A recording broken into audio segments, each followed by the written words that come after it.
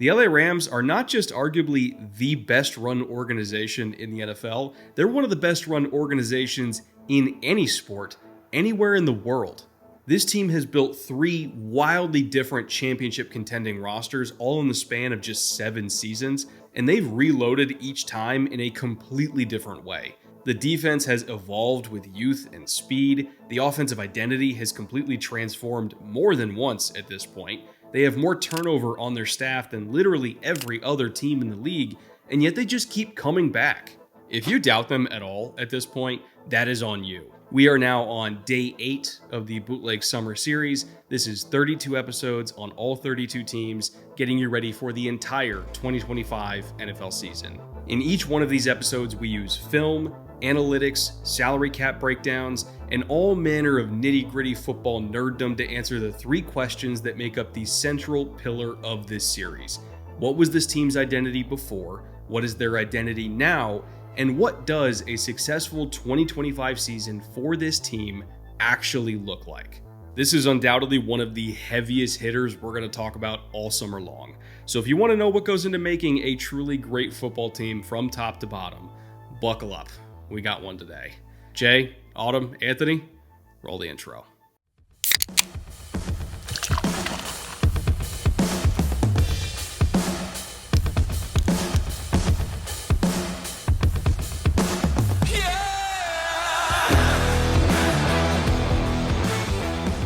We are wrapping up our second full week of the Bootleg Summer Preview Series, and that means it's Rams Day. And the 2024 Rams were basically a zombie movie. This team was impossible to kill.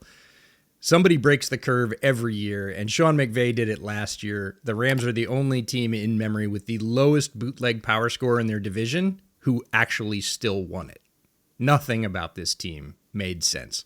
They lost 6 of their first 12 games, went on a 5-game run at the end of the season to steal the division from the Seahawks on tiebreakers, which is madness. And despite not making any sense at all, this team is one of the most fascinating teams in the NFL year in and year out. And honestly, Brett, it leaves me thinking that a coin flip might be the best way to determine their fortunes in 2025 because nobody can cloudy up the NFL's crystal ball like Sean McVay.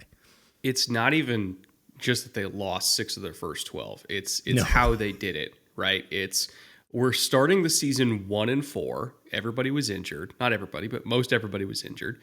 Offensive line was banged up. Defense was banged up. Receivers were banged up. It was a disaster, right? Start 1-4. You have like a 3% playoff chance at that point.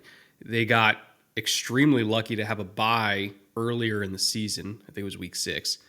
Come off the bye, then go 4-1, so you end up 5-5 after starting 1-4. Split the next 2, so you're 6-6. So like you're kind of sorta in the wild card chase in week 12, and then you just go on a crazy run to finish out the year, and you push the eventual Super Bowl champions to the brink. So like we're gonna get into the power score, which is based on EPA numbers and everything like that. This is the one team. Or I'm telling you guys right now, like the EPA numbers do not really tell you anything about them because the first 5 games were so bad because this team was so banged up and did not have their shit together that it dragged the entire rest of the season down on averages. But if you're looking at what this team was at the end of the year versus what they were at they're not even the same team. They're not even remotely close.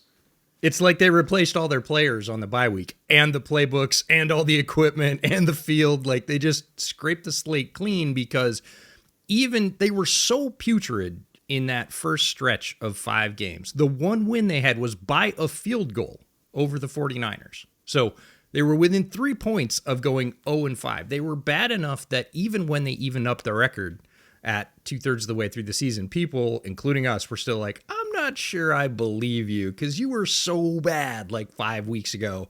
It can't possibly have turned around.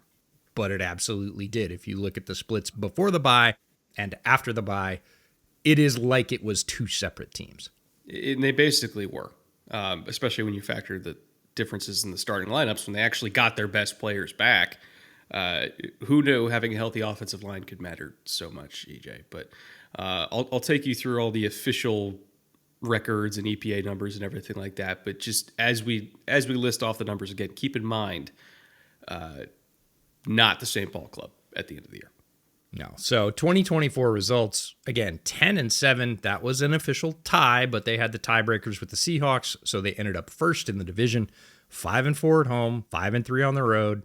Last 5 games, this was one of those teams that went on a run. They were 4-1, and they didn't have to win that last week game, so I don't even count that. But they won 5 in a row before that. And if they hadn't, we wouldn't be talking about the Rams as the NFC West division winners. We talk about that power score. Again, it is based on EPA, their ability to pass the ball, run the ball, stop the pass, stop the run, how many points they put up, and how many they allowed.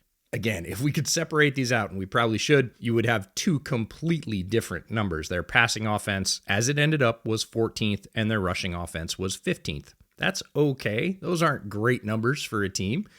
Their pass defense was 28th, and again, so much of that was the first 5 weeks. Their rush defense was 20th, points scored was 20th, and points allowed were 17th. All of these numbers point to a very average football team, which was, again, extremely below average for before the bye and extremely above average after it, and they still couldn't drag the ranks up. If you add all those up, divide by 6, it says the Rams were the 20th most powerful team in the NFL, but that was not the case at the end of the season. They were much higher than that.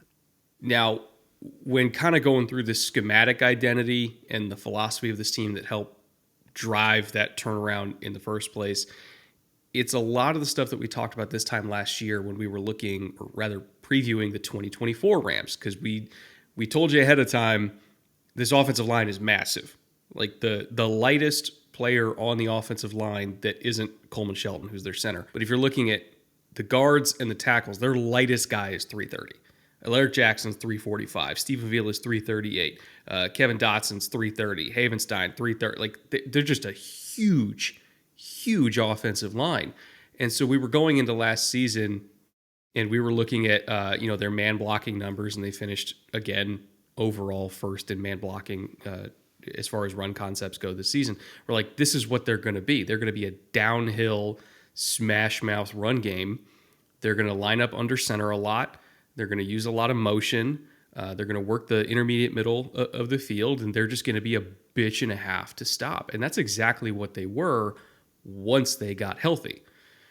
Once Avila got back on the field, and once they actually had their starting 5 up front, once their running backs got healthier, once Cooper Kupp and Puka were both healthy, because they basically doubled as fullbacks in this offense. Once they had the pieces, their offense looked kind of exactly like we said it was going to. It just took a while to get to that point. Now I'm going to read off some numbers here, and if you want all of the numbers for this offense and all the numbers for this defense, if you want to look at the exact percentages and breakdowns of their run concepts, whether it's from shotgun, under center, by down and distance, blitz rates, passing maps, everything you could think of, that is over in the infographic that we have as a companion piece. Every time we release an episode in this series, we release a companion infographic for all of our patrons over on Patreon that has all this data that we talk about and more. So if you want access to these for every single team, every single day as they come out, you can go to the Patreon at the link in the description below or at the QR code on the screen. It helps directly support the show so that we can keep making stuff like this. So we appreciate all of you who are already patrons, and we appreciate you who are about to be patrons. But some of the data that you're going to find in there is they are 4th overall in play action, which we anticipated they would be. They are 3rd overall in under center usage, which we anticipated they would be. 32nd in shotgun usage. You package that with being 1st in man blocking, and you package that with being 21st overall in motion usage, but 2nd in motion at the snap, and a whole picture starts to come together. I want you guys to walk with me here while I paint this picture, because it sounds complicated, but these pieces do fit, I promise. So when we look at being an under center team that doesn't really use a lot of shotgun, that uses a lot of play action, that uses a lot of downhill run concepts like man blocking, we typically associate duo with man blocking concepts, which it is, right? Duo is called power without a polar, excuse me. which is we got double teams all across the surface up front. We're just overwhelming you with size and mass. We're blowing you off the line of scrimmage, and we trust our running back to just kind of find the seam and hit it. The Rams do that more than everybody else, but it's not just duo that they call. They also lead the league in a subset of man blocking with all their variations of a concept called blast. Now, the difference in blast versus duo is blast is really more one-on-one oriented. Duo is more double team oriented.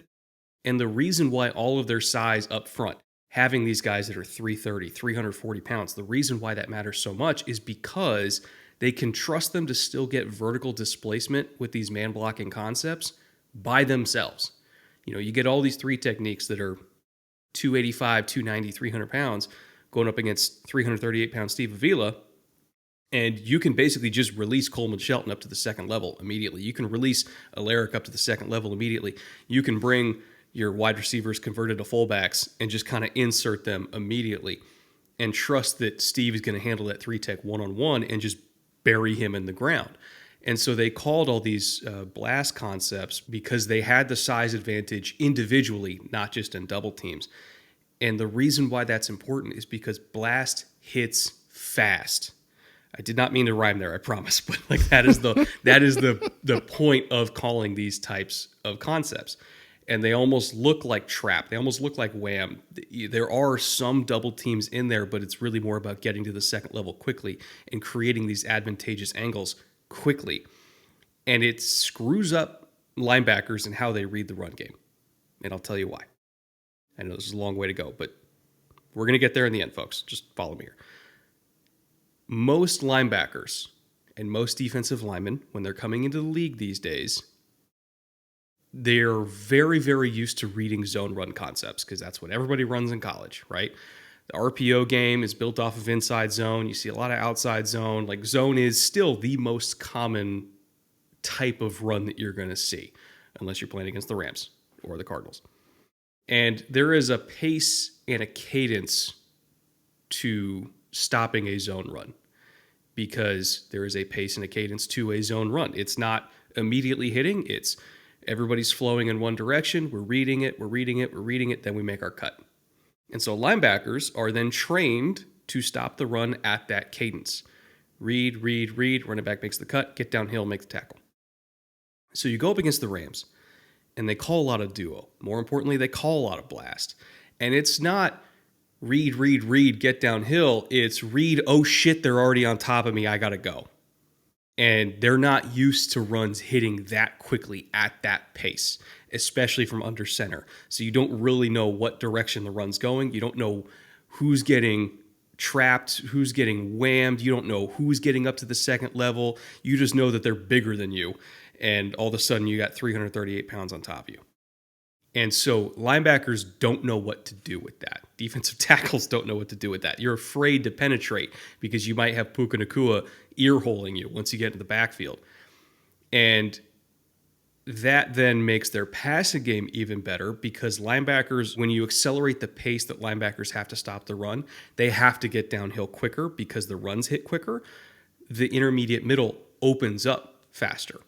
So again, I mentioned they're fourth in overall play action percentage and they're third in overall under center usage, and 90% of their passes from under center are play action. It's because these linebackers are screaming downhill because it's the only way to stop this run game.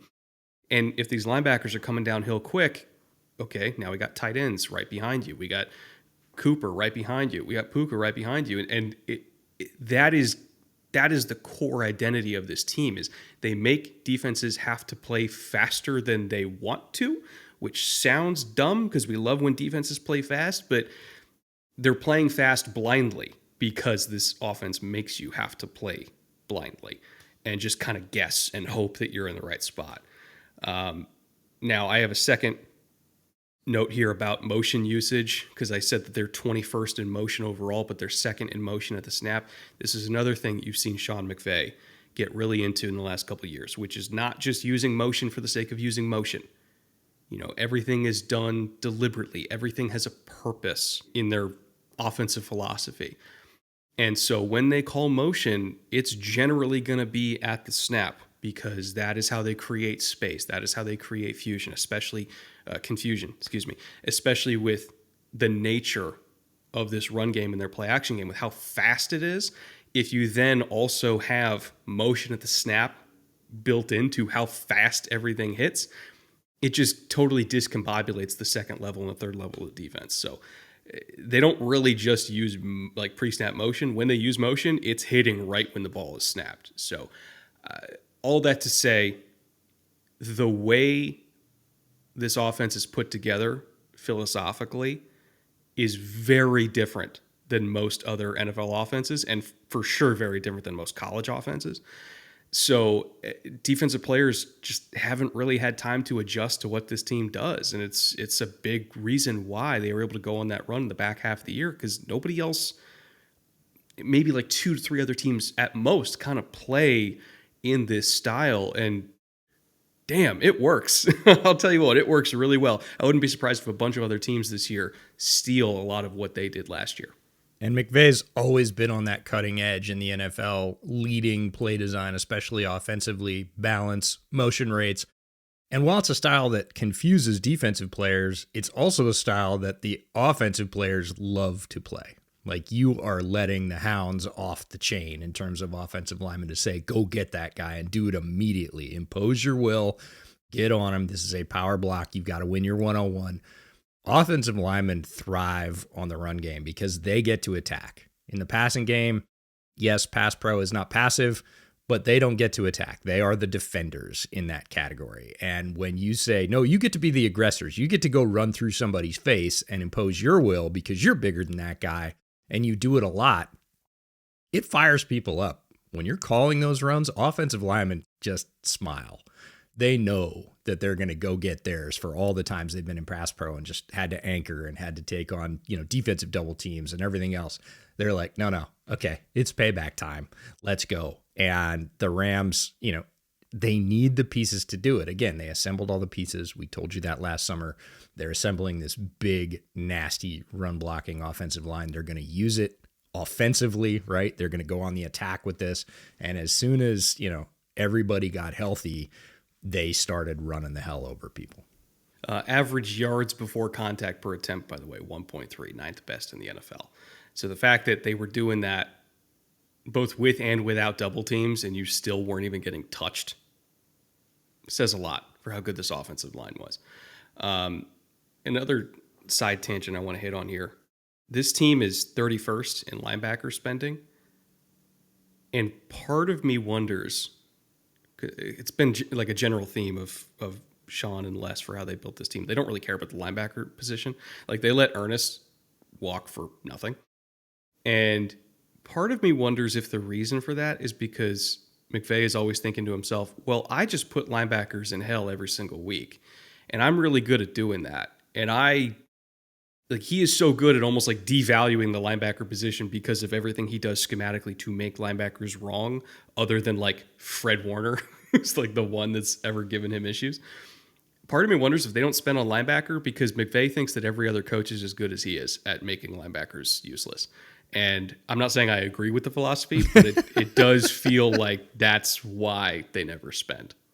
It's crazy that in the same division, I mean, literally right up the state in San Francisco, they're like, we have a linebacker god. We are going to make him a core piece. We just talked about him in the 49ers episode earlier this week. They re-signed Fred to another big deal. He is the top paid inside linebacker in the league. There's like as much prominence on the inside linebacker position as they can be. And then you get down to the Rams, and the Rams are like, fuck those linebackers. We don't need those. They're like, Sean Dolak, he'll work. Hey, it's good enough. Hey, we will not take Sean Dolak slander on this podcast, but I get your point. Now, defensively, this is a very easy defense to watch because they really don't do a whole lot that's like deceptive. They run a lot of cover 3. They run a lot of quarter, half, or half, quarter, depending on receiver distribution and where the number 1 is. Like, they're 7th overall in zone coverage. They play a lot of zone. They have an aggressive defensive line that gets after it. Jared Verse was spectacular. Braden is awesome. Like, Kobe, like, you just go down the board. This defensive line is sick. And because of that, their defensive philosophy boiled down to, we are going to blitz on first down. We are going to get tackles for loss on first down. They were 13th overall in first down blitzes. And if we do that, then we're going to back off and let the D-line do the rest. So if you get to second and long, they drop down to 19th, or 19th overall on second down.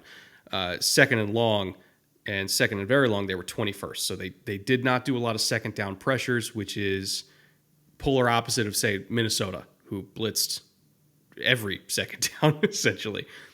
Then you get to third and long, and they were 29th in blitz rate. Like, this team, they wanted to get the early TFL, put you kind of behind the pace you want to be in, put you into obvious passing situations, and then they say, Jared, Kobe, Braden, Byron, go get them.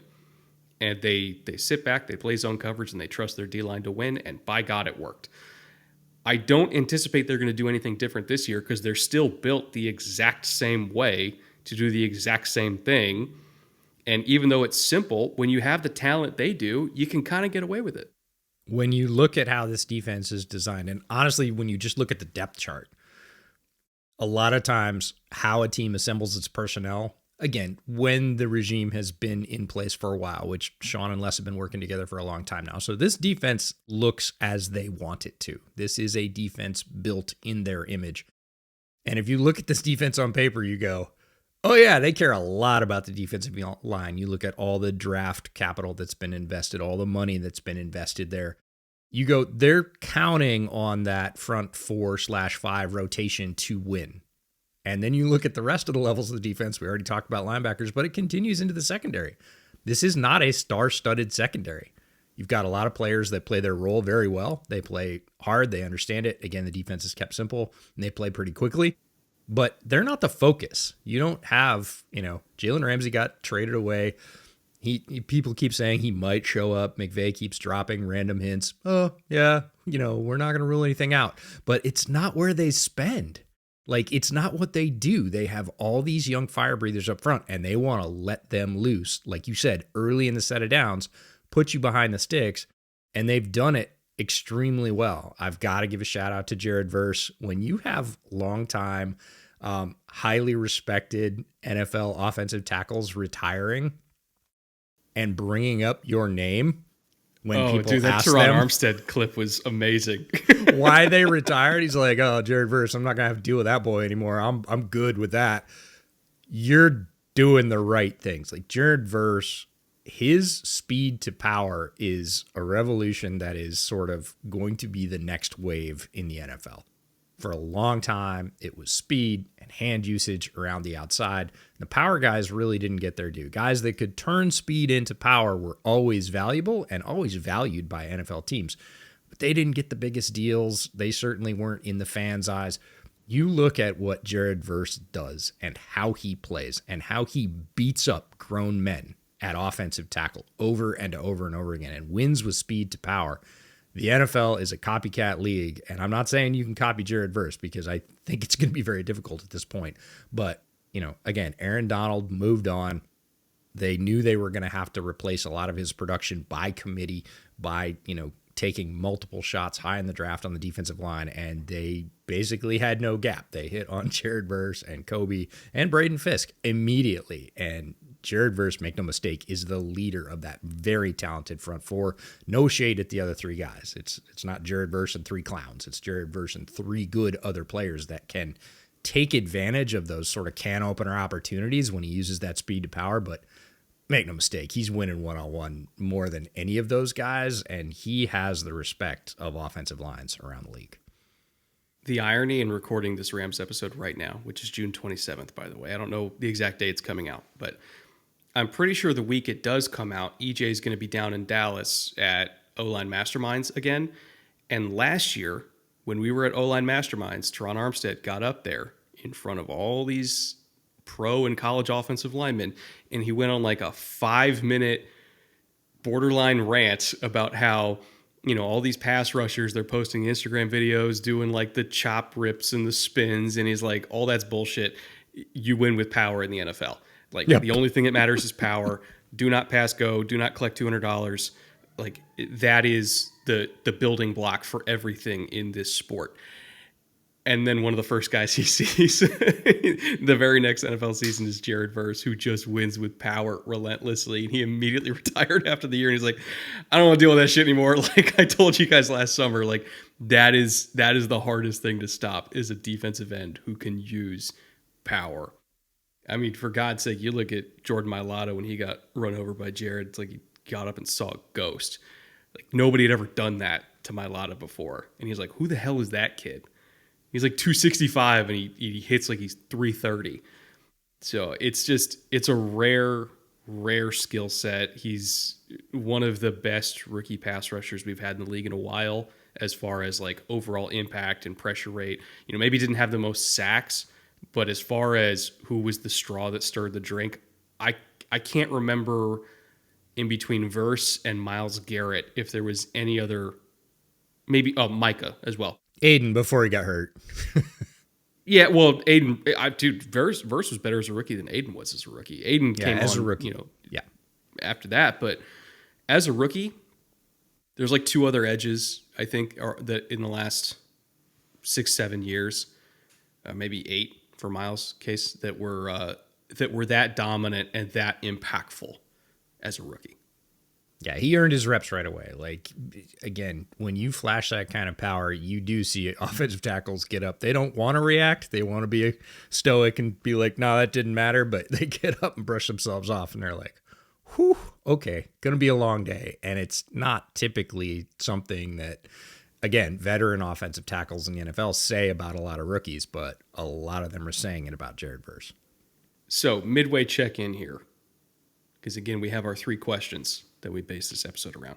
What was their identity before? What do they want their identity to be now? And what is the goal for the season? The identity last year, I think, was the identity they wanted from week 1. They just didn't have the dudes to do it from week 1.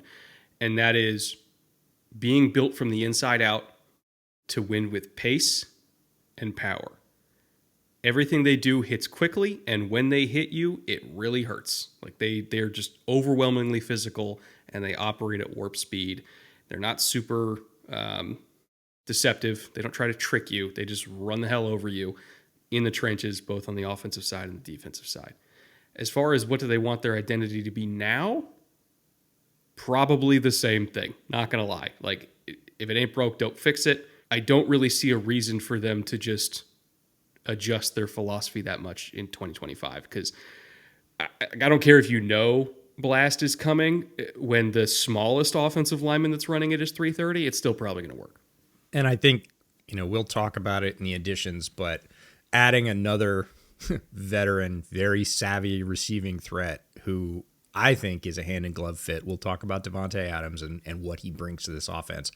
They wanted to have that threat last year, but again, they didn't have guys healthy. They didn't want Puka to be the only guy that was threatening in that way. When you add another, not going to say equal, but scary threat on the other side, you can take advantage of those linebackers sucking up towards the offensive line more quickly, more often. And again, McVay wants to do that. It's not that it wasn't in his head last year. It's that he didn't necessarily have the guys healthy on the field to do it. And if Davante Adams stays healthy, and Puka does too, defenses aren't going to be able to have the right answer. Because if you can lock Puka down, Davante's still going to get yards. He is well capable of doing that and has been for a long time. And he feels rejuvenated, which is one of those things you get when we'll talk about the coaching staff and why players get to Los Angeles and go, oh, we saw it with Baker Mayfield, right? Baker Mayfield said, getting here made me enjoy football again. I was in a place where I really wasn't feeling it. And I have a feeling Davante Adams feels a little bit like that after his last couple of years. And you can see that in camp, he is excited. Puka is leaning on him. He understands what he brings. So it's not that they didn't have these plans, but they might have even more pieces to be able to do it. Because if you cover Puka, Davante's going to get his. If you manage to cover them both, Kyren Williams is going to run right through your face. Dude, if you manage to cover them both, you're the greatest defense of all time. Like you mentioned earlier, if you lock Puka down, I was like, that's a big if. Yeah. So that's a huge if. Nobody's been able to do it so far. So again, if you get past step 1, which you probably won't, you need to go to step 2, which is a guy that's probably going to get Hall of Fame consideration, even in a very crowded receiver stack. And by the way, if you again drop into 8 deep to try and fool Matt Stafford, good luck with that. He's seen everything 3 times over at this point. Kyron Williams is going to run you the hell over with that massive offensive line. There's no good answer, and that's what Sean McVay is trying to build. Wow, Blake Corum erasure. How dare you? No, I've dared since the draft, and I'm keeping on daring. So just wait till we get to the rookie section. Well, speaking of the draft, let's get into the Rams' power structure and the people who have built one of the better rosters in the NFC. If you want to talk about versatility and the ability to pivot, we talk about that in the player sphere all the time. It's equally important in the front office sphere. And Les Snead was, the original fuck them picks guy. They've changed that strategy radically over the last 3 years to adjust to where the Rams are post Super Bowl, post Super Bowl salary bubble. Sean McVay is right there with him. That handshake between Les and Sean is one of the strongest in the NFL, and it's one of the reasons the Rams continue to be a fascinating watch and a good product on the field as well. In terms of coordinators, the assistant head coach and pass game coordinator is Aubrey Pleasant. I put him at the top of the assistant coach list because of that title and because Sean McVay was the guy, if you remember, even pre-Super Bowl for the Rams. If you took an elevator ride with Sean McVay, you got hired as an offensive coordinator the next season, like within the first 3 days of the hiring cycle. The guy that he has running his pass game is always going to be notable, and that is Aubrey Pleasant. The offensive coordinators, Mike LaFleur, defensive coordinator, Chris Shula. Again, these are all NFL names, right? LaFleur, Shula. And that whole McVay, Shanahan, Kubiak, LaFleur, I'll just call it a cabal, right? They all just hang out together. They're all from the same. It's hard to say tree, right? Because you could say, oh, it's the Shanahan tree or it's the Kubiak tree or whatever. It's not really a tree. It's just like a little forest, and they all exist within it. They all hang out together in the off season. Our pal Jordan Rodriguez did a tremendous series last year about 4 of those head coaches that all sort of just sit together and feed off each other and understand each other, and have for a long time. They've all worked together as they've come up. And I think Sean McVay does as good a job as cultivating or continuing that tree as any of them. In terms of notable coaches on offense, Alex Van Pelt is the senior offensive assistant, the highly tenured Alex Van Pelt, former Pitt quarterback who's had so many stops since then, it almost seems like negligent to list that, but that is where he came from. Ryan Wendell, the offensive line coach, in charge of all these massive guys who are blowing you off the ball. Eric Yarber, the wide receivers coach. When you talk about Davante Adams coming and saying he feels rejuvenated, you talk about Cooper Kupp being a Triple Crown winner and Puka's development, you have to look at who the wide receiver coach is, and it's Eric Yarber. And then Zach Cromer is the assistant offensive line coach, and yes, that is another NFL name. Aaron Cromer is his dad. And the Cromer name is gold in the offensive line community. Yeah, currently in charge of the Bills offensive line. Saw Aaron last year, looked over at offensive line masterminds, and I was like, that's Aaron Cromer. And he's just sitting there taking it all in, and everybody's coming up to him. You can always tell like who's got respect in that room, because it's full of Hall of Famers, current All-Pros, college stars that are going to be super high draft picks. Like, it is a loaded room. There's about 300 guys in there. About 250 of them are offensive linemen. And you can always tell who commands respect in that room by who comes up to whom. And there was a line of, former players he'd coached and just people that wanted to meet Aaron. He wasn't seeking out any attention. He was literally in the back of the room with his arms crossed. And people just kept coming up to him over the 2 days and being like, hey, I just want to say, or hey, coach, good to see you again. And I was like, yep. There's a lot of respect there for Aaron, and so hopefully Zach can be the coach his dad is, because his dad is a tremendous coach. By the way, if you ever want to feel like a very small human being, go to OLM. Yeah, it's like very I'm rare. 6'2", 230, and I was like, I am a child compared to everybody here. It's a pretty rare feeling to be, over 6 foot and over 200 pounds and be like, nope, I'm definitely one of the smallest dudes in here. Like, I'm probably one of the 20 smallest dudes in here. And, all the other people that were smaller than me were media. Like, everybody sitting down at the tables was, is 285, 290 plus, even the high school kids. And you're like, yeah, I feel small. It's cool. Yeah, whatever company made all the chairs that they were sitting in, like, just take a picture of that event, put it on a billboard, because they were doing yeoman's work that week. Yeah. Stood up to this. It'll stand up to your family barbecue. I love it.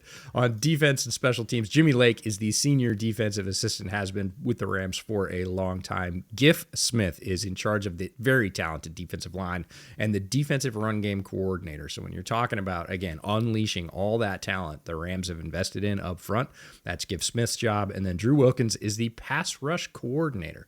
Now, not every team in the NFL has a pass rush coordinator designated as such. The Rams do, and it's Drew Wilkins. And usually pass rush coordinator, whether it's at the college level or the NFL level, they are in charge of preparing for the protection schemes of the team you're about to face, right? And, okay, if we give them this look, this is how we expect them to respond. If they're in certain looks in gun, if they're in certain looks in pistol, these are the 5-6 protections that they lean on. Here's their play action protections. Here's what they tend to do on, in shot territory. Here's what they do on third down. Okay, we're game planning for the Bengals. Bengals is probably a bad example because they just go 5-0 as much as humanly possible because Joe Burrow doesn't like when his running backs are in protection for whatever reason. But let's say you're going against Houston, right? And you understand all the different ways they use their running backs in pass protection and where those running backs are vulnerable. Or you understand, okay, their left guard, left tackle are a lot worse at passing off stunts than, say, right guard, right tackle. So if we're going to call a stunt, we're going to call it to that side. Like, pass rush coordinator, it's not just about getting your guys to refine their pass rush moves. That's really more of an off-season thing. In-season, pass rush coordinator is, here's how we think we can get free runners at the quarterback. Or here's the one guy we think we can pick on. What's the best way to get Jared Verse matched up on their backup center that's playing this week? Like, what stunts can we call to get one-on-one Verse against a center? And it's a very, very important coaching position. I'm surprised more teams don't have one, because having just one guy whose entire job is to break pass protection is really important.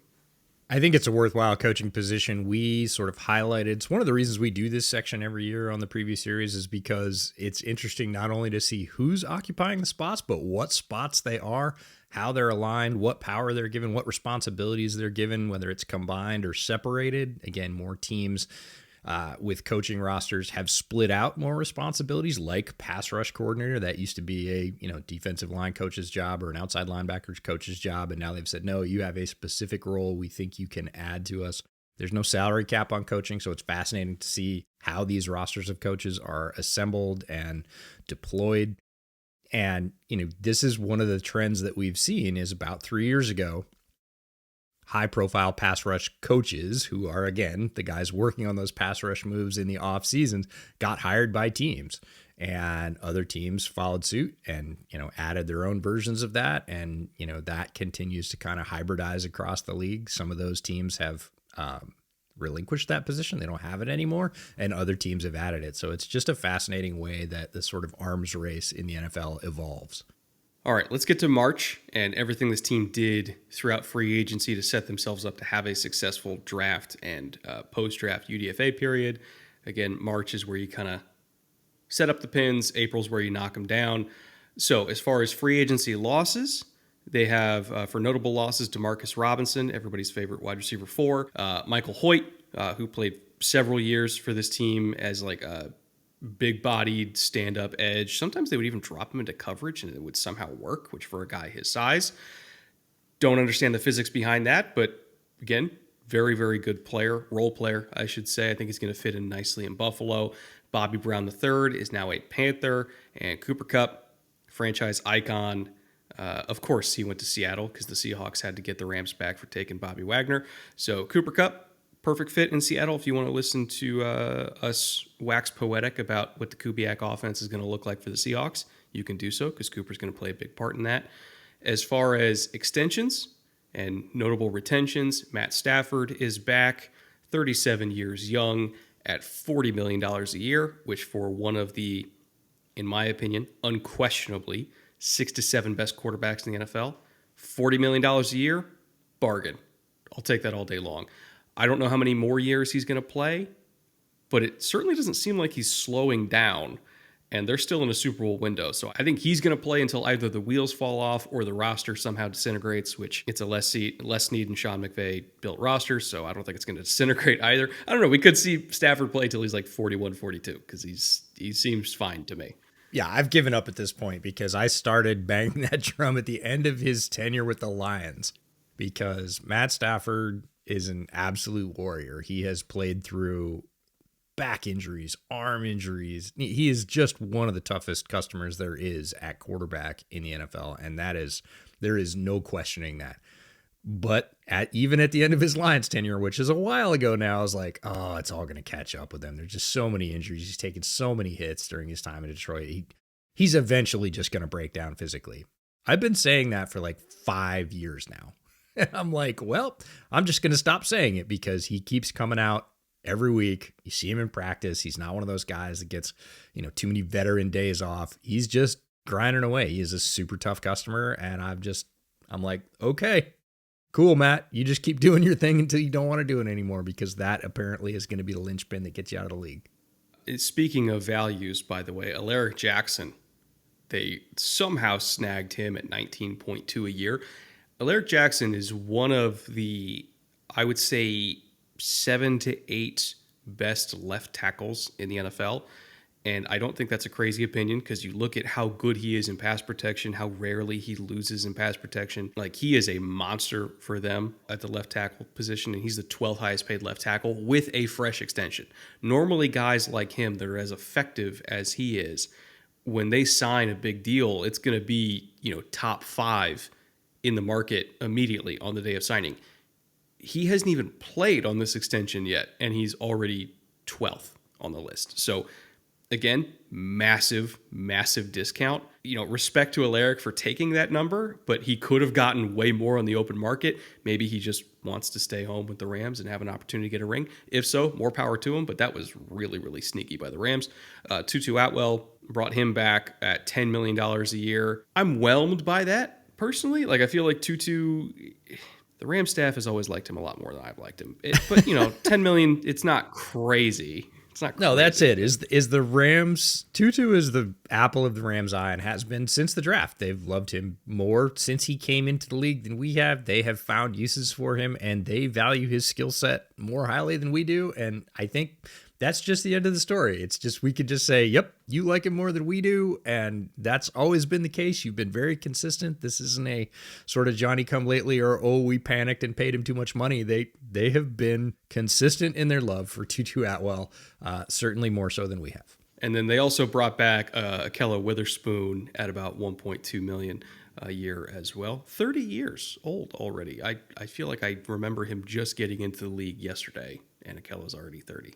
How about that? As far as third-party additions, kind of, but not really. Coleman Shelton is back with the Rams after spending a year in Chicago, but he was a longtime Ram before that. Now he's back in L.A. Poona Ford, same town, just went from the Chargers to the Rams at $9.2 million. Great value for Poona. Always been an effective player everywhere he's been. Nate Landman, they brought over from the Falcons. Now, is he a massive signing? No, but he's a linebacker, which makes it notable because the Rams don't like signing linebackers. And here we are. They have a $1.1 million linebacker deal. That's buku bucks by Ram standards at the position. And then Davante is the biggie, $22 million a year for Davante Adams, bringing him over from the Jets / Raiders / I don't know. He's been on a journey. But $22 million for a receiver of Davante's quality, and he still is a really, really good receiver, in my opinion. I think age is just a number with him. I love that value for Davante Adams. I think we're going to see him sort of re-blossom in Southern California. He seems thrilled. I'm sure McVay is salivating at the prospect of having a receiver of his caliber opposite Puka.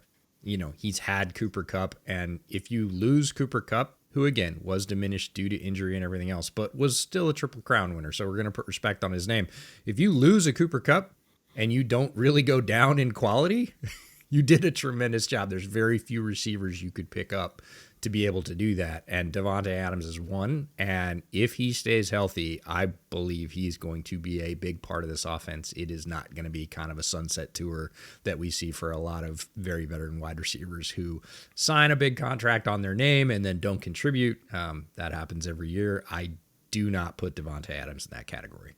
And it does kind of feel like, when they swapped Cooper for Davante, it just kind of felt like they were really more trying to build around Puka, because you could argue that Puka's role and Cooper Kupp's role, the Venn diagram is just a circle with them, whereas Davante is a flat out different skill set. Like, you line up Davante as a true X, which then lets you move Puka around as either a Z or a power slot, and you can do all the fullback stuff with him.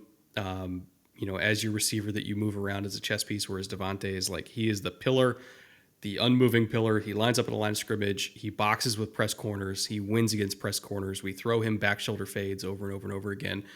Not that Cooper couldn't do that, and not that Puka couldn't do that, but Davante is one of the best ever at that. And I think there's only so much room in this offense for two power slots, so you might as well just fully lean into what Puka is. He's younger, obviously, and then you bring in somebody who complements him like Davante Adams.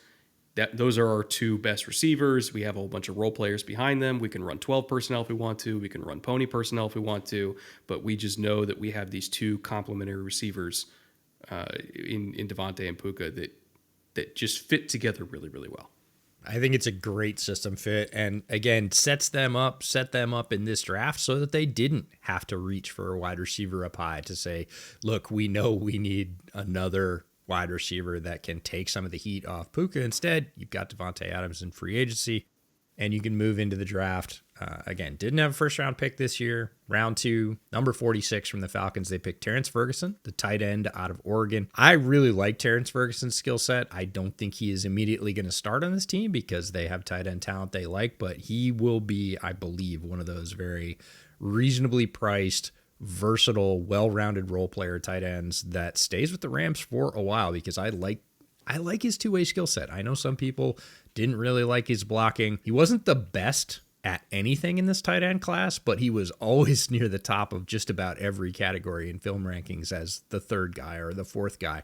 And when you look at that sort of overall versatility and consistency in his game, I was not surprised at all that the Rams appreciated that in his game and made him their first pick. Round 3, pick 90. They get Josiah Stewart, the outside linebacker out of Michigan. And ooh boy, do I have high expectations for Josiah Stewart in this defense because we both thought he was a very underrated player coming out in the draft in terms of how he won as a pass rusher. He is undersized, so shorter than your average pass rusher, but incredibly well built and very, very efficient. And I think with all the attention that the defensive line, this very talented defensive line, pulls on game day, Josiah Stewart's going to be one of those role players. He's going to be a designated pass rusher to start. He's going to come in on smaller sort of NASCAR packages, and people are not going to give him a lot of attention. They're certainly never going to give him a double team, and he's going to start whooping up on some like tight end blocking and getting sacks and getting pressures, and people are going to be like, wait a minute, this guy's for real.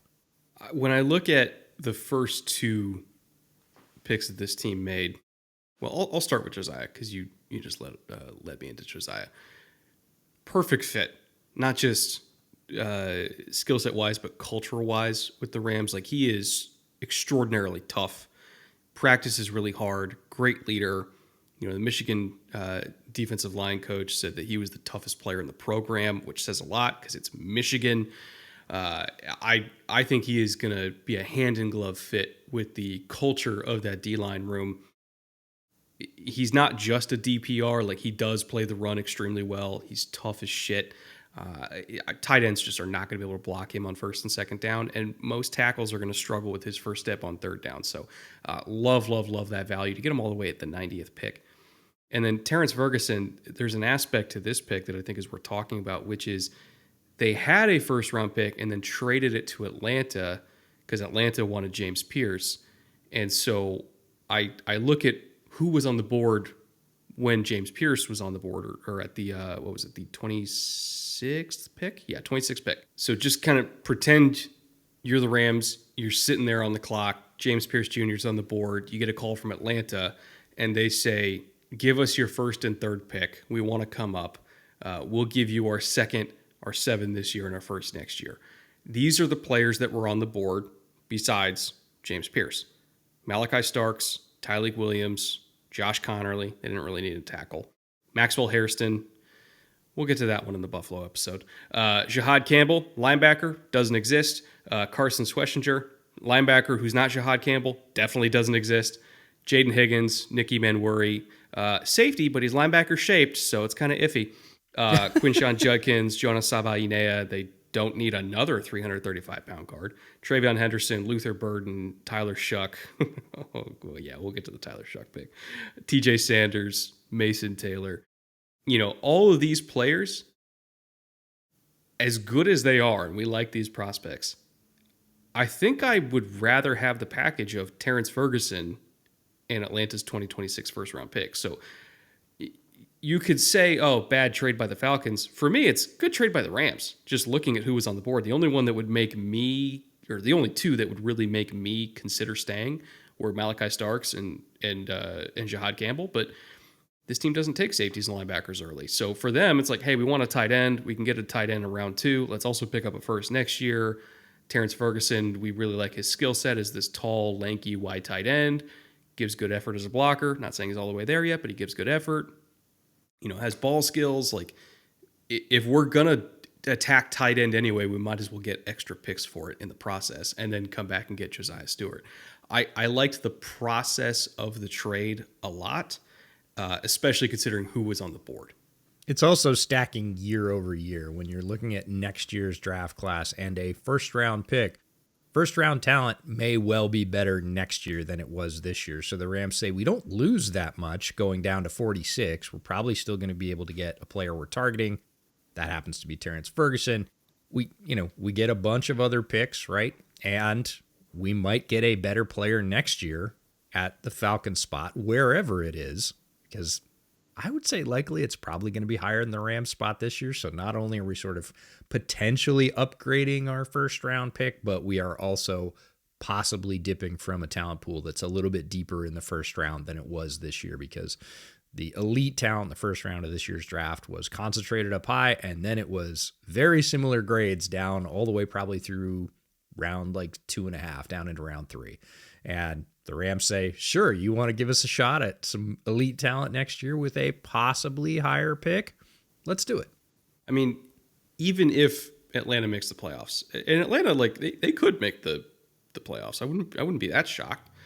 Let's say they're like the 20th or 21st pick, and let's say the Rams go to the exact same length this year that they went to last year, because they went pretty deep. Let's say they still end up with 26. So you have 21 and 26. Let's say Matt Stafford is signaling like, I got one more in me, right? Like, let's do one more with this group in 2026, and then I'm out. Okay, well, at that point, you got a plan to have a quarterback, and next year's quarterback class is super deep.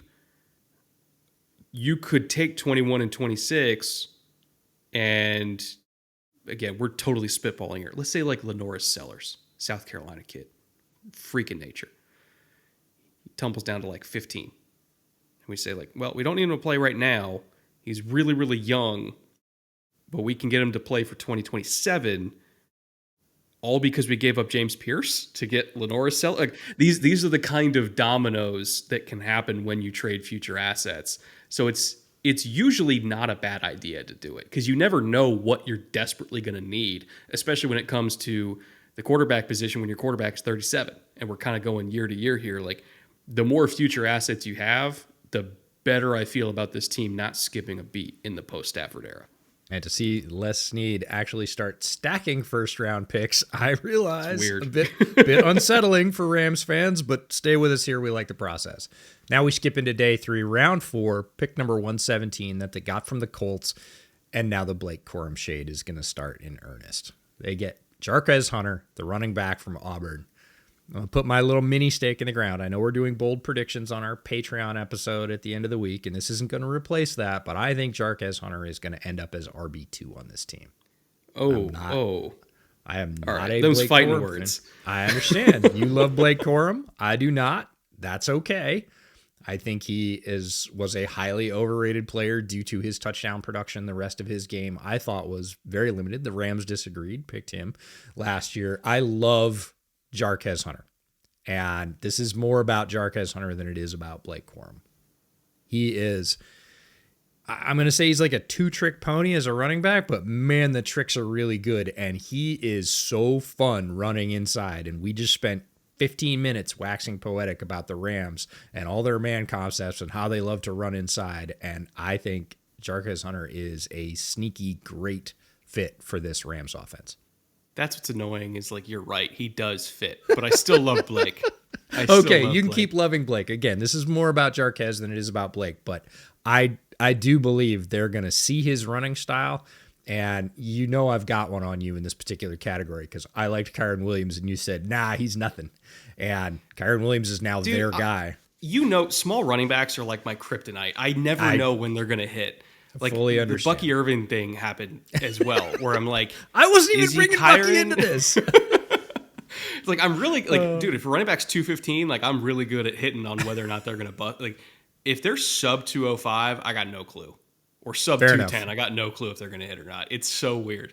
It's like, I'm good at running back unless they're smaller. It's running back height blindness. We'll just give you that one and move on. Round 5, number 148, a pick they got from the Bears. They pick up Ty Hamilton, the defensive tackle from Ohio State, who is a massive and very skilled run stopper.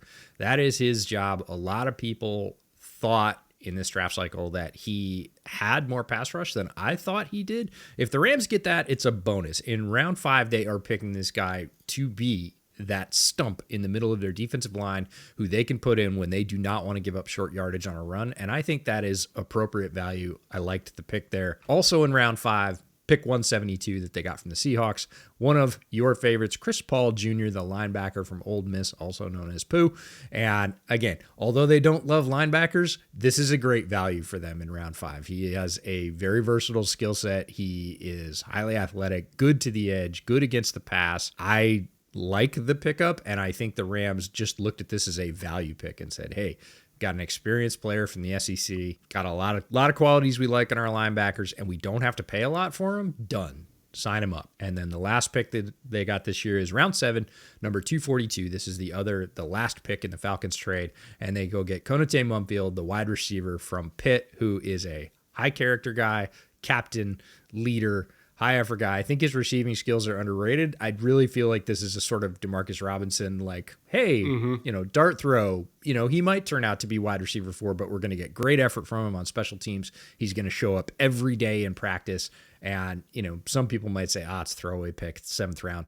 Rams don't look at their wide receivers like that. And Konate Mumfield is a great, great fit for culture. And I think that's as much why he got picked as his physical skills on the field. He's just a dog. He really is. Like, he is a dog. Really good separator in short areas. Love him as a route runner. Catches everything. Very detail-oriented. We first saw him at Shrine Bowl in the one-on-ones, and we were there to watch, truth be told, we were there to watch other receivers. And within the first hour of watching the live practices that week, you and I we were in different parts, kind of floating around on opposite sidelines looking at stuff. And I remember when we first came together after the first practice, one of the first things I said was, that Pitt kid's pretty good. And I just kept watching him throughout the week, and he just kept toasting everybody.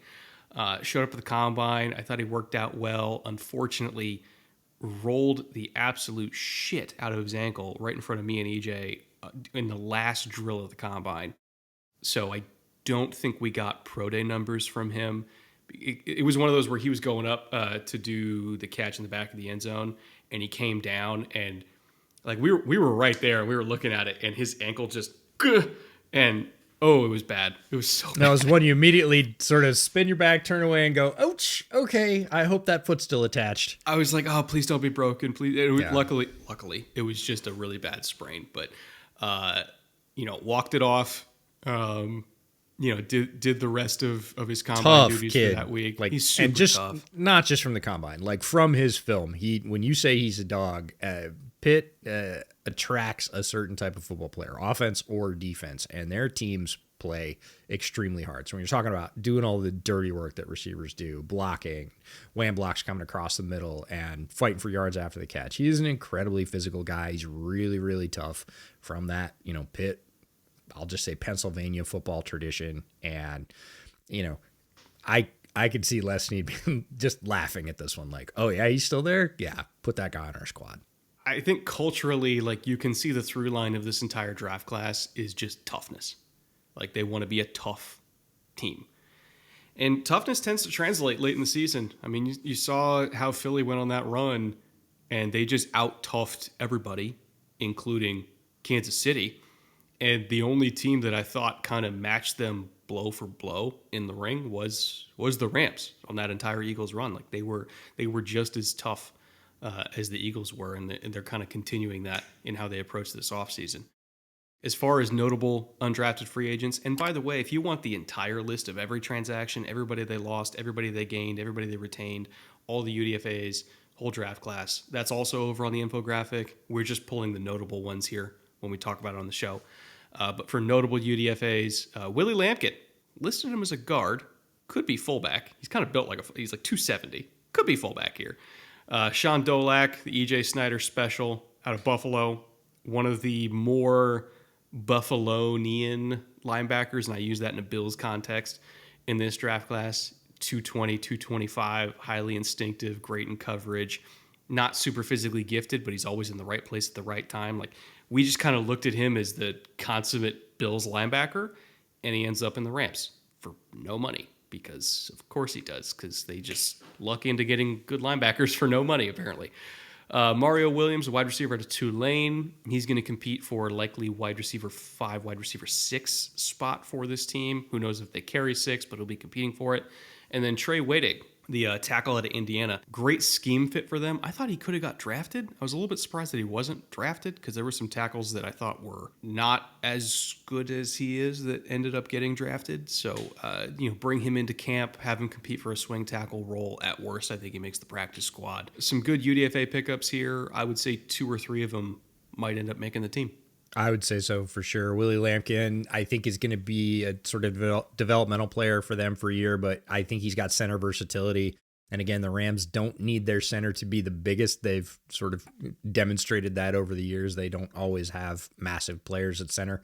Willie Lampkin, incredibly skilled coming out of North Carolina. Sean Dolak, I think, is eventually going to be a starter for this team. Maybe not this year. I believe with his skill set, his smarts, tenacity, toughness, his range sideline to sideline, and his just nose for the ball. Like, he's one of those guys that racks up incredible tackle numbers, and it's not because the defense is funneling him tackles. Like, that is some middle linebackers, that's the case. He made his tackles all over the field in every freaking game, and when you look at some of the numbers from his profile, it's ridiculous. Like stops, right? Stops is a PFF stat about runs stop short of, expected line to gain, plus any tackles for loss. And he had more stops in a game than a lot of players at his position had all year. He had 13 stops in one game. That's ridiculous. There's an Oregon linebacker who shall not be named that got drafted that, I think the production output was like 6-1, something like that compared to Dolak. and he got drafted. He fits everything they need. He's budget conscious. He plays hard, smart. He is very much like a lot of linebackers that they've employed in the past. And I think he will eventually be a starter for this team. So a nice little haul out of the UDFA pool where they don't have to pay any extra money. I'm with you. Trey Waydig, I had ranked higher than a lot of tackles that got drafted. So again, we never know. Could be something off the field. Could be something medically we didn't know about. But from a skill perspective, absolutely thought he was a draftable prospect. All right, that brings us to our central pillar to wrap this thing up. We answered what their identity was before. We answered what we think their identity is going to be now, which is the same thing but better. So what is the goal for this season? For me, considering they were the one team that actually gave the Eagles a challenge in the postseason, I think their goal should be make the NFC Championship game as like the baseline. But the real goal is win the whole damn thing, because I think they're one of the few teams that you can pencil in right now as like will be there in the end, assuming health. We see what happens when this team's not healthy. But assuming health, they should be one of the final 4 teams in the NFL. And if you're one of the final 4 teams in the NFL, that means the real goal is probably win the Super Bowl. Yeah, I think every team's goal stated is the same, but for the Rams, if they start, warmer than an iceberg in the first 6 weeks and stay healthy, I think their chances are very good to repeat as division champs. I don't know that they will because, again, the NFL is incredibly fickle. And yes, you said once we get past that top veneer of talent with health, if they suffer some injuries, obviously, if they suffer one to somebody like Stafford, fortunes are going to change. But McVay, even when he was down, like as down as he got last year before the break, he was still saying it's not done. We could win this thing. And we were all like, yeah, Sean, we hear you. And he did. So they are never out of it. And the talent, we've just spent an hour talking about who they've assembled and how it fits their scheme. If they stay healthy, they're absolutely aiming for the NFC Championship game. And yes, that means eventually the Super Bowl. So I would like to see them stay healthy. It was my one of my 3 genie wishes the year Puka came out was, man, I just want to see him stay healthy. I kind of want to use one of those on the Rams this year and say, please just stay healthy. I would love to see what this team does from week 1 with health and a fast start. They're going to be very tough to catch if they get out to an early lead. They would have been competing for the 1 seed. I firmly believe it. They absolutely would have been competing for that 1 seed. So it's inarguably one of the best teams in the league. I am fascinated to see how far they go. We have one more NFC West episode, and that is our NFC West picks show. That's going to be over on the Patreon for all of our lovely patrons, where we pick a division winner. You can probably guess who I'm going to pick as the division winner based on how we talked about the Rams today, but you never know. EJ could have a wild Seahawks pick in there for us. But we also pick Rookies of the Year for this division, Offensive and Defensive Player of the Year for this division, Coach of the Year, and we have our bold predictions for the NFC West. So if you want even more bootleg content every single week during the summer series, we do our division recap shows or roundup shows. I don't know, however you want to brand it, EJ. We do our Friday division shows every single week over on the Patreon. And of course, we have our infographics for every single team as well. So thank you once again to all of our patrons who have made this show possible throughout the years, including all of our EPs, the real day ones who kept the lights on for us. And we will see you, at least back on this channel, next week. We're going north, starting with the AFC North, and we'll see you then. Thank you guys.